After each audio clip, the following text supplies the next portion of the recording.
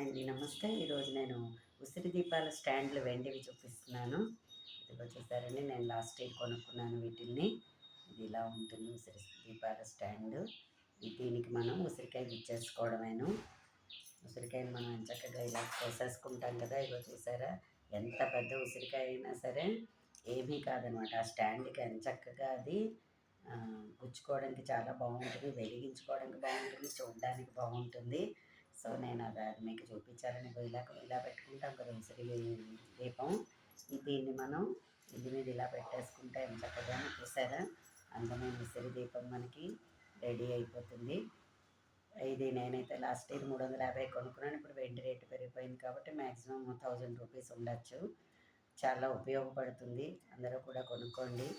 ఎక్కువ కాకపోయినా అట్లీస్ట్ ఒక 2, 3 అయినా కొనుక్కోవచ్చు. నేనైతే ఒక 5 కొనుక్కున్నాను.